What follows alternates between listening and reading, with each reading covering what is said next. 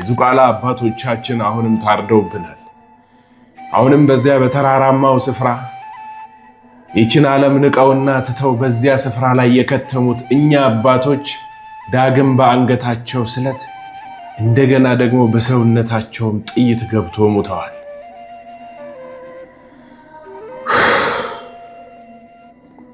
አሁን ደግሞ የአምላካችን የእናትን ስም እናጠናለን። አሁን ደግሞ የአምላካችን እናትን ስም እናጠናለን። እሺ ማር ማለት ምንጣፍ የሚበላ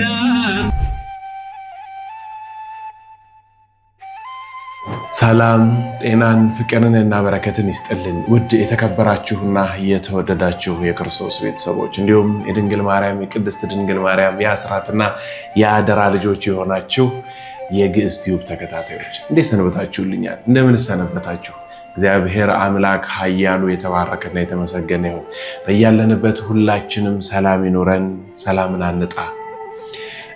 እንግዲህ በእውነት እጅግ በጣም የሚሰቀጥጥ እኔ መስማት እስከሚከብደኝ ድረስ በጣም ከባድ የሆነ ነገር ሆነዋል። ምንድነው? በዝቋላ አቦ እንግዲህ የምናውቀው ታላቁ ገዳማችን ውስጥ በየካቲት ወር አካባቢ ይመስለኛል የዛሬ ዓመት ታውቃላችሁ፣ እነዛ ታላላቅ አባቶች ሰማዕት ሆነዋል። በአንገታቸው ስለት ቀርበዋል። ብዙ ሰዎች አርፈውብናል። አሁን ደግሞ ይኸው ወሩን ጠብቆ ደሙን ሊጠጣ በዚያ ስፍራ ላይ ተከስቶ ይኸው አባቶቻችንን ወስዶብናል። ምን እየተደረገ ምን እየተፈጠረ እንደሆነ እንዲህ ነው ብሎ ለመናገር ሁላችንም ፈርተን ቤታችንን ዘግተን ተቀምጠናል። ግን ነገ ከአንገቱ ላይ ያለውን መስቀል አንስቶ ሊባርከን የማይችልበት ሰዓት እንደርሳለንና ዝምታችን እስከ ምንድን ነው ለማለት እወዳለሁ። እኔ ዲያቆን አቤሜሌክ ነኝ። እናንተ አድማጭ ተመልካቾቼ ይህ ቪዲዮ ወደ እናንተ ለመጀመሪያ ጊዜ ከሆነ የመጣው ሰብስክራይብ አድርጋችሁ ለፉት፣ የደውል ምልክቱንም ደግሞ ንኩ። እንዲሁ አድማጭ ተመልካቾቼ ደግሞ ላይክ በተኗን እየነካችሁ አብረን እንጓዛለን ማለት ነው። በጥቂቱ የዝቋላ አቦን እስከነ ዜናው እንሰማለን። ሰበር ዜና። በምስራቅ ሸዋ ሀገረ ስብከት በሚገኘው ጥንታዊ የዝቋላ ደብረ ከዋክብት አቡነ ገብረ መንፈስ ቅዱስ ገዳም መጋቢውን ጨምሮ 4 አባቶች በታጠቁ ኃይሎች መገደላቸው ተገለጸ። ሰኞ የካቲት 11 ቀን 2016 ዓ.ም ታጣቂዎች 3 አባቶችን አግተው ወደ በረሃ ከወሰዱ በኋላ የታገቱትን ለማስለቀቅ ገዳሙ ጥረት በሚያደርግበት ወቅት የካቲት 13 ቀን 2016 ዓ.ም ተጨማሪ አባቶችን በመያዝ አንደኛ አባ ተክለ ማርያም አስራት የገዳሙ መጋቢ፣ ሁለተኛ አባ ኪዳነ ማርያም ጥላሁን የገዳሙ ጸሐፊ፣ ሶስተኛ አባ ገብረ ማርያም አበበ የገዳሙ የመጽሐፍ መምህርና ቀዳሽ፣ አራተኛ አባ ኃይለ ማርያም በአመክሮ የሚኖሩ መናኝ እንደተገደሉና አብረው ከነበሩት አንድ አባት ብቻ ማምለጥ መቻላቸውን የገዳሙ ኃላፊዎች ለኢትዮጵያ ኦርቶዶክስ ተዋሕዶ ቤተክርስቲያን ቴሌቪዥን ገልጸዋል።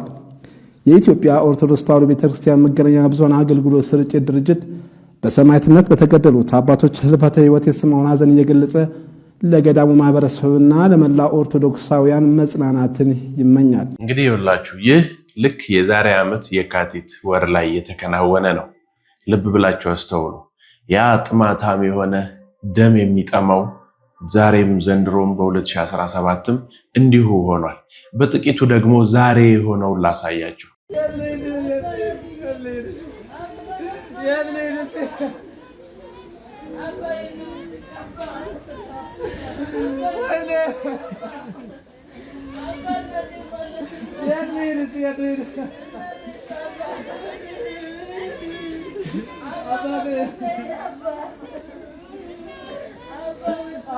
ምን ይሆን እንግዲህ አላውቅም። ክርስቲያኖች እስኪ በኮሜንት ላይ እንደው የተሰማችሁን ሐሳባችሁን እንኳን ለማስቀመጥ እስኪ ሞክሩ። ቢያንስ እንደምትቃወሙ እንኳን እንወቅ እስኪ። በእውነት እንዴ ፌሽታ ደስታም ተሰራላችሁ እንኳን አደረሳችሁም ተባላችሁ። እንዲህ ያለ ነገር መጥቶ ወደ የትኛዎቹ ናችሁ? በነገራችን ላይ በሰማይ ጦርነት የነበረ ጊዜ ዝም ያሉ የተናገሩና የተጠራጠሩ ሁሉም አጋንንት ሆነው ተጥለዋል። ዝም ማለታችሁም አይበጅም። ስለዚህ እስኪ በኮሜንት ላይ ያሳውቁኝ። በእውነት እጅግ በጣም እኮ የሚገርም ነው። እንዴት በዚህ ልክ ቲክቶክ ያላቸው ሰዎች በጠቅላላ ሰርተዋል። እንደው አንድ ሁለቱ ላሳያችሁ።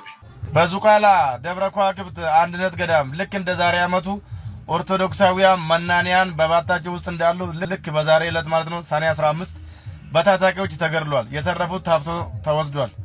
ፍትህ ማንን ነው የምንጠይቀው? ለማን ነው አቤት የምንለው? የኦርቶዶክሳውያን ደም እንደ ጉድ እየፈሰሰ ነው። መናንያን እየሞቱ ነው። ማንን ነው ፍትህ የምንጠይቀው? መንግስት ወደዛ አካባቢ ትኩረት ሰጥቶ የቀሩትንም እንዳይገሉ እንዲያደርግልን በአክብሮት እንጠይቃለን። ጌታ ሆይ ቅዱሳን በምድር ላይ እየሞቱ ነውና ፍረዳት። ደብረ ከዋክብት አቡነ ገብረ መንፈስ ቅዱስ ዝቋላ አቦ ማንን እንጠይቃለን? ማንን እንጠይቅ? መንግስትን እንጠይቅ? በቃ አትግደለን ብለን ነው ወይስ ምን እናድርግ? እስኪ ግን የልባችሁን እስኪ ተናገሩ። እኔ አንድ ልንገራችሁ። እስካሁን በደንብ ልብ ብላችሁ ይሄንን አስተውሉ። የትኛው ፓስተር ነው በዚህ ልክ ችግር የደረሰበት? የትኛውስ ኡስታዝ ነው ታስሮ የተወሰደው የተገደለው?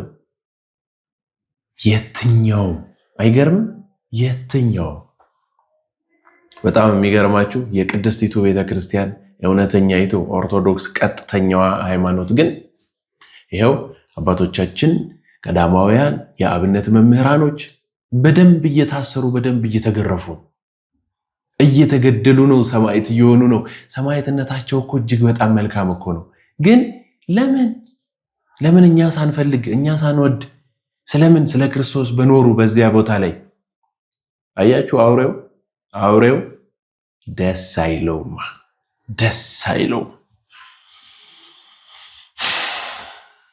የእንታይ ባቤ እጅግ በጣም ሊቅ የሆኑ ሰው ብዙ ተማሪዎችን የአብነት ተማሪዎችን በስራቸው ይዘው የሚያስተምሩ ሊቅ አባታችን ናቸው።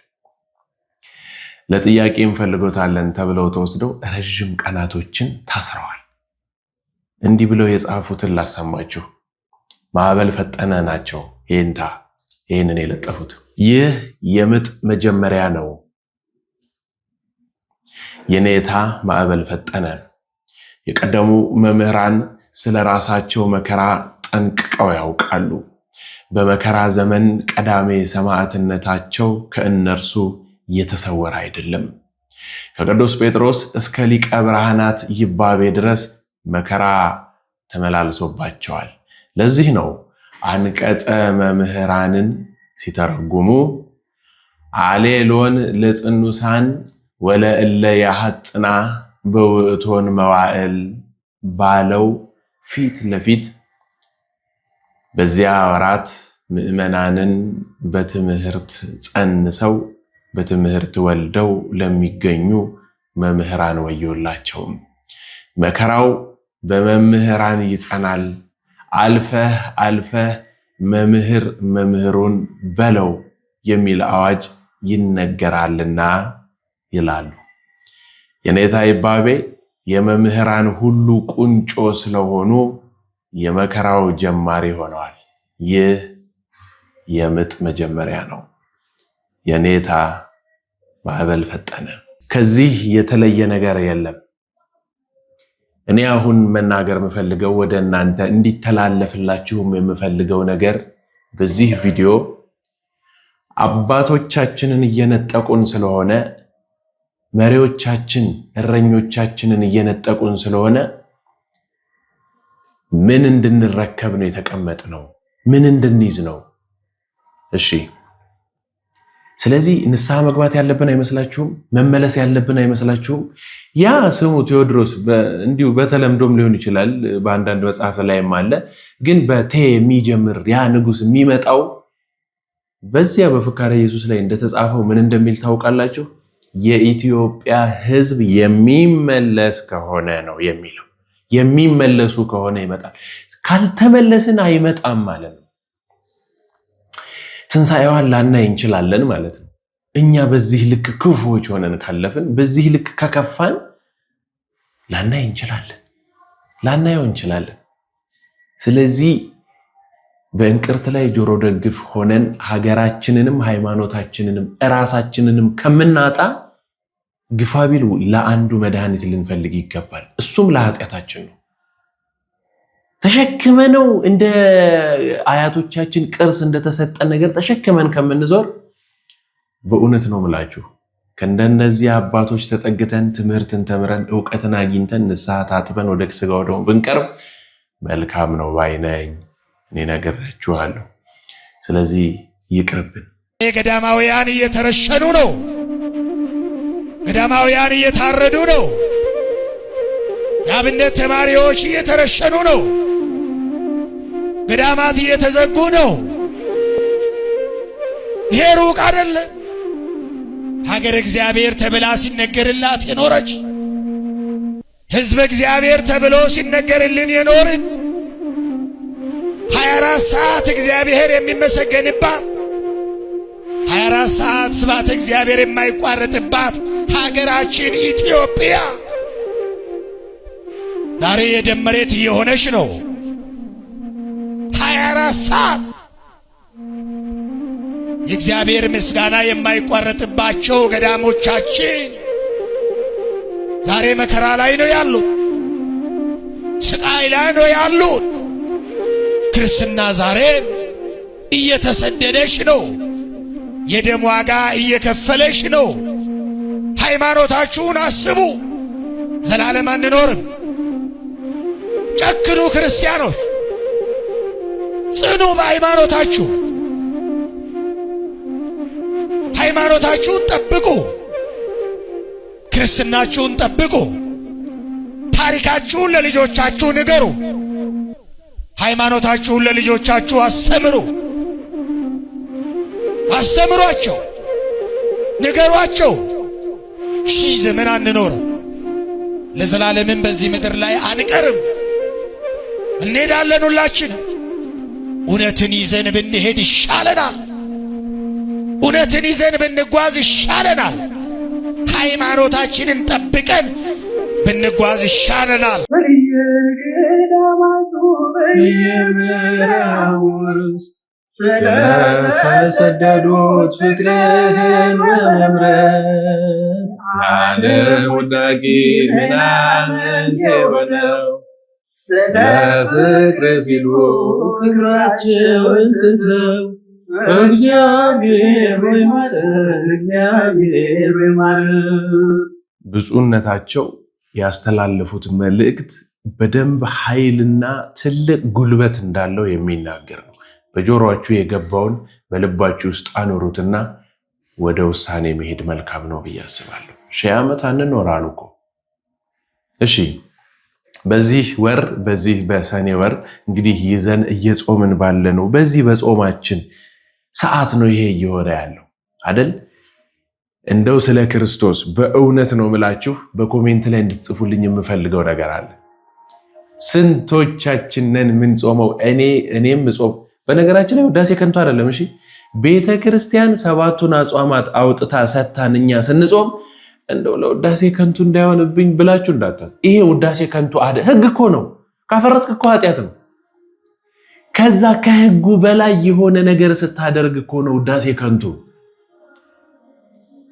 ትሁት ስለሆነን ውዳሴ ከንቱን ይመስላችኋል? ስለቆረብን ውዳሴ ከንቱ ይመስላችኋል? ስለጸለይን ውዳሴ ከንቱ ይመስላችኋል? የተደነገጉልንን ጾሞች ስለጾምን ውዳሴ ከንቱ ይመስላችኋል? በፍጹም። በግድ እኮ መጾም ያለብን ናቸው። ክርስቲያን ከሆንን ኦርቶዶክስ ተዋሕዶ ቤተክርስቲያን እምነት ተከታይ ከሆንን እንደ ግዴታ የተቀመጡ ነገሮች እኮ ናቸው። ግዴታ ተቀምጠው የተሰጡን ነገሮች ደግሞ ውዳሴ ከንቱ አይደሉም።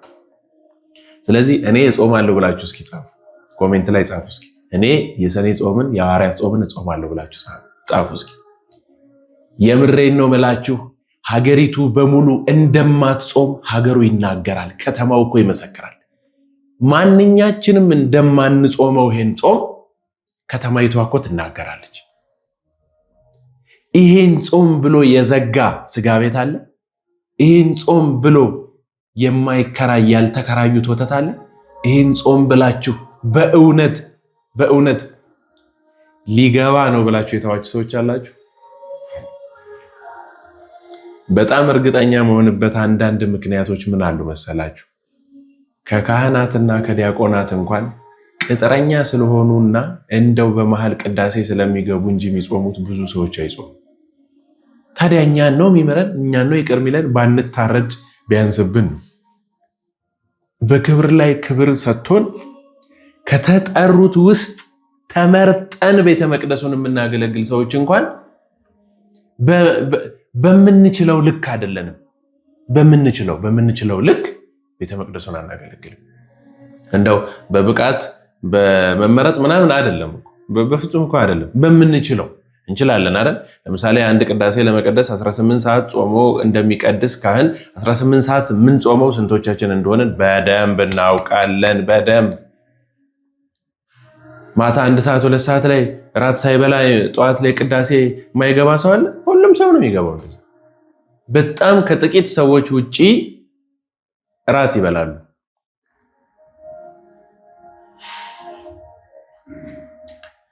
የሰኔ ጾምን እንስማ። አሁን የያዝነው ጾም እንግዲህ የሐዋርያት ጾም ይህችን የወንጌል ክፍል ይዘን ነው የምንጾመው። ሐዋርያት ጌታ ካረገ በኋላ 10 ቀን ጠበቁ። ጸጋ መንፈስ ቅዱስ ተሰጣቸው። ቋንቋ ሁሉ ቻሉ። ከዛ ወደ አገልግሎት አልገቡም። ዘለው ወደ አገልግሎት አልገቡም። ጾሙ። ምን ያስፈልጋቸዋል? ጸጋው አለ፣ ቋንቋው አለ፣ ፍርሃታቸው ለቋቸዋል፣ ዕውቀታቸው ጨምሯል። በቂ ግን አይደለም። ለካ ጸጋ ለአገልግሎት በቂ አይደለም። በጣም አደገኛ ነገር አሁን እኛ የምንሳሳተው ሰው ጸጋ ስላለው ዘሎ አገልግሎት ውስጥ መግባት አለበት ማለት ነው። ጥሩ መስበክ ስለቻለ ወደ ስብከቱ፣ ጥሩ መዘመር ስለቻለ ወደ መዝሙሩ፣ ተአምር መስራት ጸጋ ቢሰጠው ተአምር ወደ መስራቱ፣ መመጽወት ጸጋ ቢሰጠው ወደ መንፈሳዊ ስራ፣ ሌላ ገድል ምናኔ ቢሰጠው ዘሎ አይገባም። መጀመሪያ መጠየቅ አለበት። አቤቱ በጣም ብዙ ሰዎች እኮ በጸጋቸው ጠፍተዋል። ታውቃላችሁ? ምን ነው ጸጋው ባልተሰጣቸው የሚያስብል ማለት። በጸጋው ምክንያት ገደል የገባ በጣም ብዙ ሰው አለ። ቤተክርስቲያን ስንት አይነት ባለጸጎች አይታለች። ምን አይነት ድምፅ የነበራቸው፣ ምን አይነት ተናጋሪ የነበሩ፣ ምን አይነት አመስጣሪ ተርጓሚ የነበሩ ጠፍተው የቀሩ ብዙዎች የምናስታውሳቸው ግን አሁን የረሳናቸው፣ ስማቸው እንዲነሳብን የማንፈልጋቸው እነ ንስጥሮስ እነ አርዮስ ጸጋ ነበረ። አርዮስ ገጣሚ ነበረ። ደግሞ በአብዛኛው እንደዚህ የሚክዱ ሰዎች መልከ መልካሞች ናቸው። ሰው ይወዳቸዋል። ደህና መልክ ያለው ስታዩ ደግሞ ይሄ ችግር አለበት እንዳትሉ። ግን ምንድነው ከውበቱ ጋር ትዕቢት አለ ማለት፣ ውዳሴ ከንቱ አለ ማለት፣ ዕውቀት አለኝ የሚል ስሜት አለ ማለት። ገጣሚ ነው፣ ይገጥማል፣ ይጽፋል። አርዮስ ክደቱን እኮ ጉሊት ለሚሸጡ ሴቶች ሁሉ ማስጠናት ችሎ ነበር። ምንም የማያውቁት ግን ዶክትሪኑን አሪያኒዝምን በቃላቸው ይዘው ግጥሙን ይሉ ነበር። በስንት ባለጸጎች ተበጠበጠች ቤተክርስቲያን። ድምፅ ባላቸው ሰዎች ተበጠበጠች። እንዴት ሲያምር ድምፃቸው ተበ ስለሚቀናበት ነው ይባላል። ደግሞ ታው ምናምን ሲባል እንደሆነ ሰው ቀንታችሁበት ነው። አሁን እሱ እንዲህ ስለሆነ ነው እንጂ በቃ ሰው ደህና ሰው ሲገኝ ትቀናላችሁ እየተባለ በጸጋችን ከመጥፋት ይሰውራል። ይጸልያሉ አባቶች። ጸጋን አትስጠኝ፣ ከሰጠኝ ደግሞ አብረትትናውን ስጠኝ። በጣም ብዙ ሰዎችን በጸጋ ምክንያት አታለች ቤተክርስቲያን። ሐዋርያት ይሄ ስለገባቸው ቋንቋ አለ ምን ችግር አለ ብለው ሊሰብኩ አልወጡ። ጾሙ፣ ተዘጋጁ። እንኳን እነሱ ጌታ እንኳን እኮ ከማገልገሉ በፊት 30 ዓመት ዝም ብሎ 3 ዓመት አስተማረ። ስንት ዓመት ዝም ብሎ? 3 ዓመት አስተምሮ ሄደ። 30 ዓመት ዝም ብሎ። እኛ እኮ 3 ዓመት ተምረን 30 ዓመት እናስተምራለን። በተቃራኒው ማለት አሁን እሱ ምን መዘጋጀት ያስፈልገዋል? አምላክ ነው፣ ባለቤቱ ነው። ግን ዝም ያለበት ጊዜ ነው። ይሄ ለስብከት ለአገልግሎት ብቻ እንዳይመስላችሁ። ህይወት ሁሉ እኮ በጸጋችን የምናገለግልበት ሜዳ ነው። አሁን ጸጋ ሲባል የሚመስለን እግዚአብሔር ዘማሪ፣ ሰባኪ፣ ጸሐፊ ቀዳሽ አወዳሽ ሰጥቶ የቀራችሁት አርፋችሁ ቅዳሴውን ስሙ የሚል ይመስለናል። አይደለም። የጸጋ ስጦታ ልዩ ልዩ ነው። መንፈስ ቅዱስ ግን ምንድን ነው? አሁን እዚህ መሃል ለሐዋርያት የወረደው በጰራቅሊጦስ ዕለት የተሰጠው ጸጋ ያልተሰጠው ሰው የለም እዚህ አዳራሽ ውስጥ። በ40 እና በ80 ቀናችን ተሰጥቶናል። ቤተክርስቲያን ለዚህ ሕፃን የወረደው መንፈስ ቅዱስ በእኛ ላይ ይደር እያለች ነው ክርስትና አንስታ የምትጸልየው። ሁላችንም ላይ ጸጋ መንፈስ ቅዱስ አለ። ምንድን ነው ለእኛ የሰጠው ጸጋ? ቅዱስ ጳውሎስ ለክርስትና ልጁ ለጢሞቴዎስ ምን ይለዋል? በአንተ ያለውን የመንፈስ ቅዱስ ጸጋ እንድታነሳሳው እመክርሃለሁ። እስኪ በሉ፣ በአንተ ያለውን የመንፈስ ቅዱስ ጸጋ እንድታነሳሳው። ምን እንድትለው? ቆስቁሰው አለ። መንፈስ ቅዱስ እሳት ነው፣ የተዳፈነ እሳት ነው። ስትቆሰቁሰው ይሰራል። እንድታራግበው እመክርሃለሁ። በምንድን ነው የምናራግበው? በጾም በጸሎት በትጋት ስናራግበው እግዚአብሔር ሁላችንም ያስቀመጠው ጸጋ አለ። ለቤተ ክርስቲያን አገልግሎት ብቻ ለዓለም ጨው እንድንሆን ነው ጸጋ የሰጠን። ለሁላችን ነው ጸጋ የተሰጠን እና በቤተ ክርስቲያን የአገልግሎት ምድብ እንዳትከፍሉት ጸጋ። ለአንዳንድ ሰው ታግሶ የማስታመም ጸጋ ይሰጠዋል። ለአንዳንድ ሰው የመስማት ጸጋ ይሰጠዋል። ለአንዳንድ ሰው የመናገር ይሰጠዋል። ከሁሉም የበልጠው ጸጋ ደግሞ ሰው መውደድ ጸጋ። መወደድ አይደለም ምን ማለት መውደድ። ከሁሉም የምትበልጠው ጸጋ የተባለችው ማለት ለህይወታችን የሚያስፈልጉ ብዙ ጸጋዎች አሉ። ስራህ ላይ ታማኝ እንድትሆን ትጉ እንድትሆን እሱም ጸጋ ነው። የእያንዳንዳችን የትምህርት መስካችን የስራ መስካችን መንፈስ ቅዱስ በሰጠን ጸጋ የምናፈራበት ሜዳ ነው። ለአገልግሎት ብቻ የተሰጠ ጸጋ እንዳይመስላችሁ። ስለዚህ ቆስቁሰው ተብሏል። እኛ ውስጥ ያለውን ውስጣችን ያለውን እምቅ የመንፈስ ቅዱስ ጸጋ ሳንጠቀምበት እንዳንሞት ማሰብ ያስፈልጋል።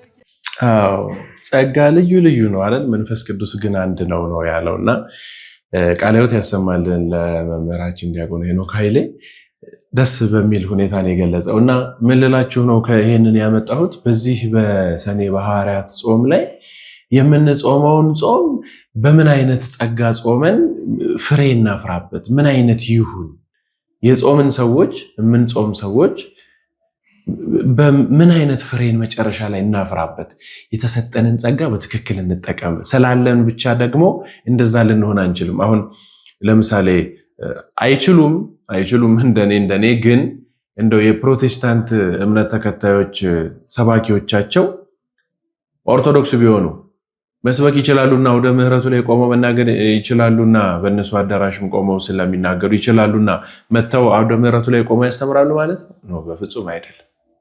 ስለዚህ የጸጋ ስጦታ ልዩ ልዩ ነው፣ መንፈስ ቅዱስ ግን አንድ ነው ብለዋልና ቃለ ሕይወት ያሰማልን። እሺ እንግዲህ ለመናገር አትቸኩሉ ይባላል አይደለ? ሁለት ጆሮ፣ ሁለት አፍንጫ፣ ሁለት አይን ምናምን ሰጥቶን ከዛ ግን አንድ አፍን የሰጠን እና ለመናገር አትቸኩሉ ይላል። ይቺን ነገር በምሳሌ አድርጎ ያሳየኝ ይሄ ፕሮቴስታንት ነው። ተመልከቱት። አሁን ደግሞ የአምላካችን እናትን ስም እናጠናለን። እሺ ማር ማለት በምድር ጣፍቶ የሚበላ ያም ደግሞ በሰማይ የሚጥም ወለላ ማርያም መንግሥተ ሰማያት መርታ ምታገባ ሉክ መንግሥተ ሰማያት መርጣ ምታገባ። እሺ ምንድን ነው እያለ ያለው እሸቱ? መንግሥተ ሰማያት በኮሜንት ላይ አስቀምጡልኝ። እናንተም የምታውቁት ከሆነ እንድረዳው ነው። ወደ እናንተ መልሱን አመጣለሁኝ። ለመለሳችሁ ሰዎች ብቻ ላይክ አደርጋለሁ እየገባው ኮሜንታችሁን። በእውነት በደንብ ወደኋላ መለስ አድርጋችሁ ስሙት ምን እያለ እንደሆነ። ግን እየተቸ ነው ይሄ ፕሮቴስታንቱ ልጅ፣ በደንብ አድርጎ እየተቸው ነው። በምን ምክንያት ተቸው ካልገባችሁ ነግራችኋለሁ። ከገባችሁ ግን ኮሜንት ላይ አስቀምጡልኝ።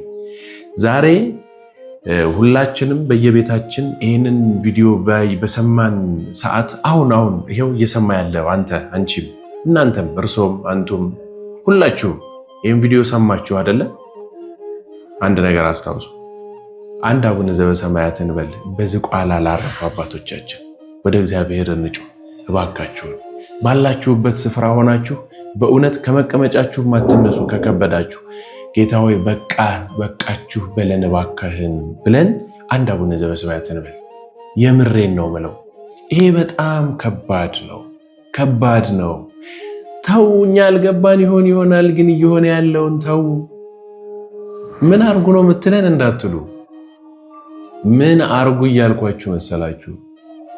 እንንቃ፣ ከተኛንበት እንነሳ፣ እንቀስቀስ እያልኩ ነው።